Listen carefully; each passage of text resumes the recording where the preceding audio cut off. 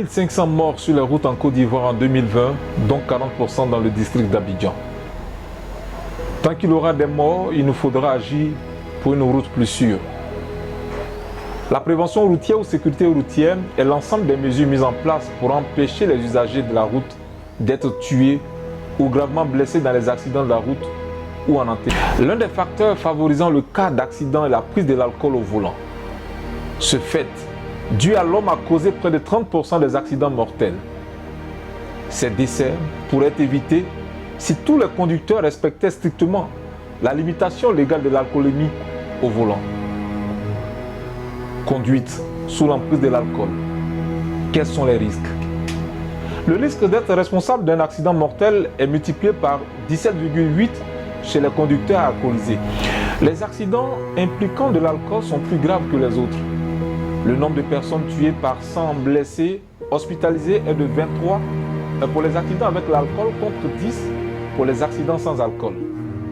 Même à petite dose, l'alcool agit directement sur le cerveau.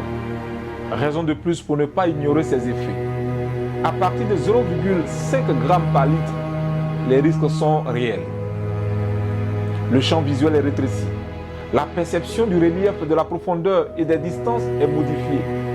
La sensibilité à l'éblouissement est plus importante. Les effets néfastes sont énormes. La vigilance et la résistance à la fatigue diminuent. Quels conseils pour éviter la prise de risque? Si vous voulez aller faire la fête un soir et vous avez prévu de boire de l'alcool, organisez-vous pour que cette nuit ne se termine pas tragiquement. Avant de partir, demandez-vous comment vous allez rentrer et si vous ne pouvez pas rester dormir chez un ami, pensez à désigner un autre qui sera votre capitaine de soirée. Si vous avez consommé de l'alcool mais que vous avez prévu de reprendre le volant, mesurez votre taux d'alcoolémie avec un éthylotest. Soufflez, vous saurez.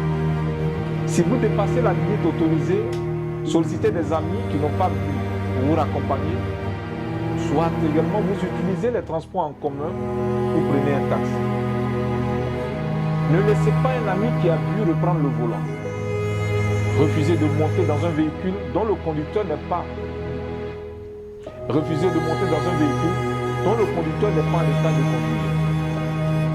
En changeant de comportement, grâce à tous, les routes de Côte d'Ivoire seront plus sûres.